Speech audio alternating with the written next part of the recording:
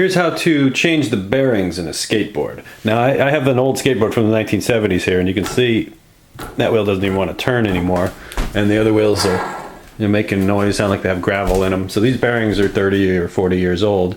The good news is this is an old 1970s skateboard with sealed bearings. I've already changed one of them. You can see how smooth and quiet that wheel is now that I've changed it. But the bearings are the same size as they were in the 70s. Even the spacer in between them is the same size for these wheels.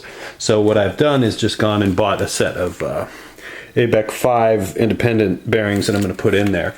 Now when you're buying bearings, there's this thing called an ABEC rating, and there's ABEC 3s, ABEC 5s, ABEC 7s, and ABEC 9s, and the higher number means they're better quality bearings. So I just went with these 5s, which are a little better than the 3s, but not as good as the 7s or 9s, but probably good enough to get you down the street.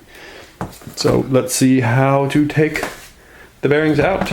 You don't really need any special tools other than a socket wrench to do that, to take them out. You just want to take the nut off of the wheel, and it is a lock nut. So you just take the nut off, and then we'll want to clean everything if it's filthy, which it is. So now to get the actual bearing, you can see the bearing is just kind of pressure fit into the rubber wheel. So what we're going to do is use the truck bolt here as kind of a prying tool.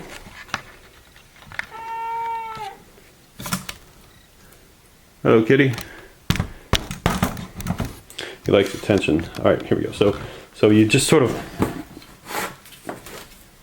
put the edge of the bearing in there, so you get this nut or this bolt in there just to the edge of the bearing, and then kind of lean down and pry it out. So I'm going to demonstrate that here. Just kind of leaning down a little bit to pry it. So now that I've pried, you can see it's sticking out a little bit on the bottom. So then I flip it over and pry it this way to get the other side out, and just kind of rock it back and forth like that until the bearing is out. And that is pretty disgusting. Then there's a spacer inside of there. It looks like this.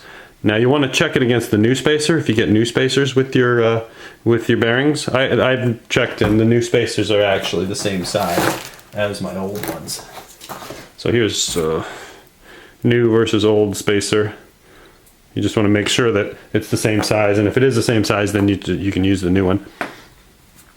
And then, so we've taken one bearing out, and then there's another bearing on the outside of the wheel. Same procedure there. We just put this on here and gently pry it out, and roll it, gently prying. So I pry it from one side and then the other, and then that comes out like that. And then I'm going to wash the hell out of this wheel because it's got, you can see crud and grime in there, all that stuff.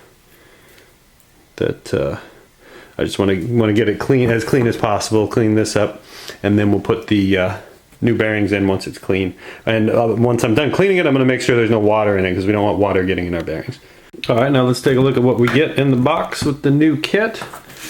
So spacer goes between the bearings. I'm going to put a washer on either side of the bearing. One on the outside of the wheel under the nut, and then one on the inside of the wheel up against the truck. And if you look at the bearings themselves, you can see in the back of this bearing it's open, and you can see the actual little balls in there.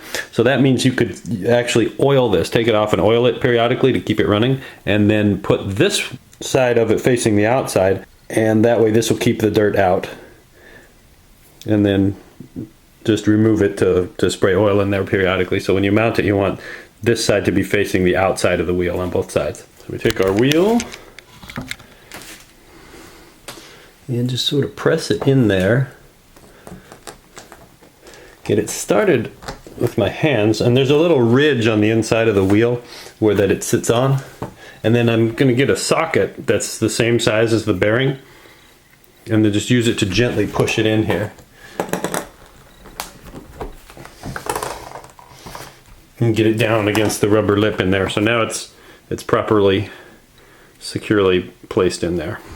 Then we flip it, and we're going to want to put in our new spacer. Kind of try to keep it centered. You can adjust it some after you put the second bearing in.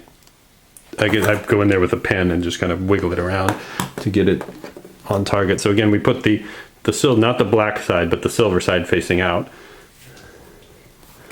And press that in. That one I didn't need to use the socket for because it went in pretty easy. And then align it so that I can see daylight through the hole. Then continue over here.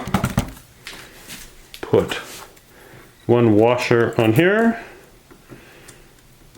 That presses up against the inside of the bearing here, the part that spins, and make sure that it doesn't drag on the side of the truck, especially with a big fat truck like this one. And then my inner hole has gotten out of alignment again, so we just line it up.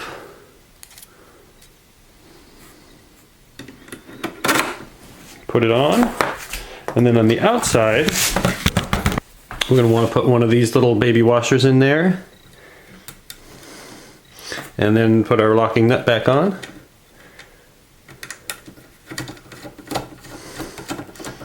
And torque it down. Now I looked around on the internet. These nuts are built so that they don't spin off. They have a locking feature to them. So they go on kind of hard even when they're loose. So you just want to torque it down so that the wheel doesn't wiggle from side to side, but you don't really need to torque the hell out of it.